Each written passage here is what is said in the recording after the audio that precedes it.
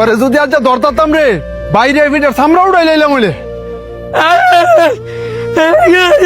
বুবার ঘরের বাবা আরেকদিন যদি খালি গাছের নিচে দেখমু তোরে গাছের লগে বাইন্দা বিটামু।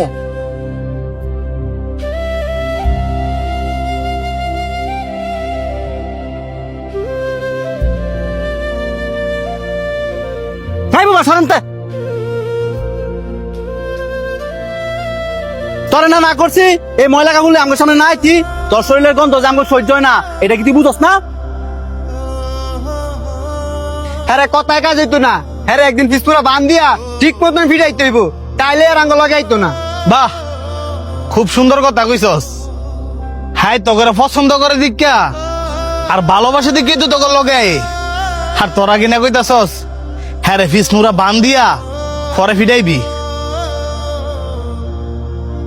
তো তুই তোর লগে হেরে রাইস, হ্যাঁ শরীরতে কি গন্ধ বাড়ি তুই দেখছস? এক কাপড় বেড়ে সবসময় ঘুরে। এই যে শার্টটা দেখতেছস এটা আর বাপে পড়তো, আর হ্যাঁ আর বাপে সিরা শার্টটা পরে ঘুরে। হ্যাঁ এই শার্টটা কে লেগে পরে ঘুরে, কারণ হ্যাঁ বাবার অনেক পরিমাণে ভালোবাসে। হ্যাঁ তো তখন মতন সামর্থ্য নাই যে চাইলে রং বেরঙের কাপড় বেরো ঘুরবো। হ্যাঁ বুবা দেখা অসহায় দেখা তোরা কি হ্যাঁ মানুষ মনে করস না? এই যে হ্যাঁ মনে আঘাত দিয়ে দিয়ে কথা কস, হ্যাঁ কি মনের ভিতরে কষ্ট পায় না? এই তোরা কি জানোস না হ্যাঁ মুখে কইতে না পারলো কানে সবে শুনে।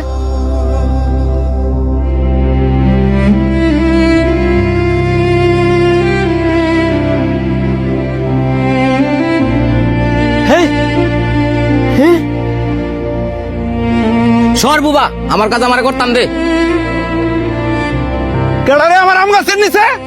কাকা ওই যে হ্যাঁ এই বুবাই হ্যাঁ না করার পর ওই গাছ উইডাল দিছে। বুবা তোরে আজকে আমি খাইছি।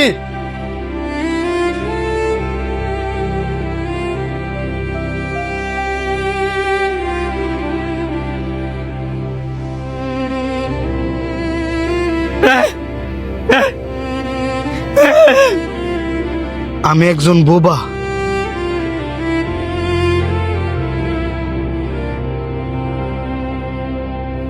আমি চাইলেও কারোর সাথে কথা বলতে পারি না। সবারই তো মন আছে, আমারও মন আছে, তার মানে এই নয় আমি বুবা দেখা আমার মনটাও বুবা। এই যে আমার মানুষ মারে বহে, আমার মনে কত